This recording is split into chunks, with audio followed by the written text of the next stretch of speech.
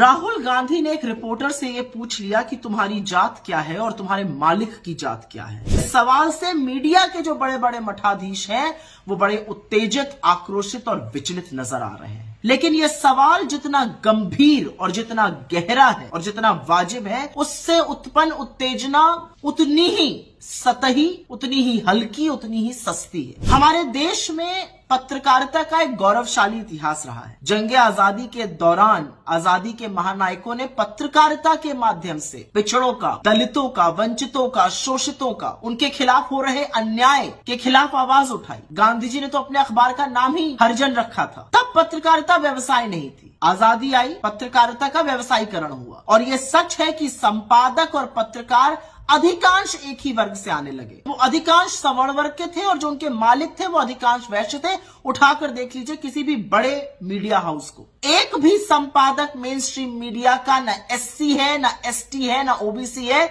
जबकि उनकी जनसंख्या 73% है। तो उनका प्रतिभाग कहां है, उनका रिप्रेजेंटेशन कहां है? यही सवाल तो राहुल गांधी जी ने उठाने की कोशिश की है। इसी सवाल का तो जवाब वो आपसे मांग रहे हैं। बजाय इसका जवाब देने की कि इन लोगों का 73% का रिप्रेजेंटेशन कहां है, राहुल गांधी पर टूट पड़ना इसका जवाब नहीं है, उस पर बरगलाना इसका जवाब नहीं है। और क्या ये लोग उन लोगों की आवाज बन सकते हैं? क्या ये समझ सकते हैं उनकी पीड़ा? टीवी स्टूडियो में बैठ के ज्ञान देना बहुत आसान है, चले जाइए गांव देहात। आज की तारीख में भी एक ब्राह्मण और ठाकुर को बाबा और बाबू कहा जाता है और कोई दलित पिछड़े वर्ग का आज भी आपके सामने कुर्सी पर बैठने से अचकचाता है, उसके लिए बेंच लगाई जाती है, अलग बर्तन में खाना दिया जाता है। क्या ये उन दलितों की आवाज बन सकते हैं जो दलित बस्ती तक सीमित है? क्या ये उस दर्द को समझ सकते हैं? टीवी स्टूडियो में चकाचौंध में टाई पहनकर आदिवासियों को वन में रहने की हिदायत देने वाले लोग, उनको कोयला चोर घोषित कर देने वाले लोग, ये बनेंगे शोषितों, दलितों, वंचितों, आदिवासियों, अल्पसंख्यकों की आवाज?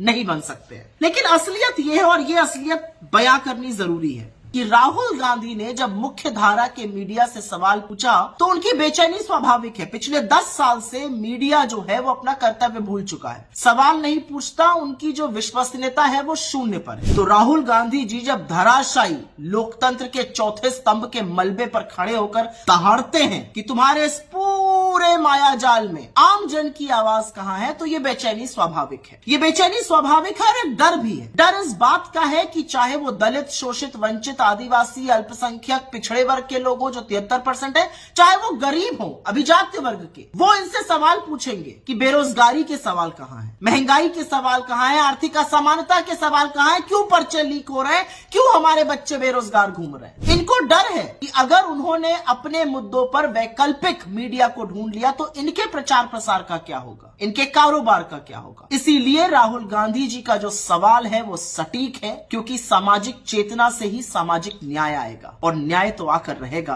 आप कितने भी आक्रोशित हो जाइए। लेकिन उस झूठे आक्रोश, उस झूठी उत्तेजना, उस टेबल पटकने में एक सवाल का जवाब देते जाइए, आपकी टीम में कितने दलित, कितने पिछड़े और कितने आदिवासी हैं? एक और सवाल का जवाब दीजिएगा, कितने संपादक इस देश की मुख्यधारा मीडिया में इन वर्गों से आते हैं? सवाल का जवाब अगर नहीं है तो सोचिए कि क्यों लोगों को बाहर रखा जा रहा है। यही सवाल राहुल गांधी जी उठा रहे हैं, और सवाल जो है बड़ा सटीक निशाने पर लगा है।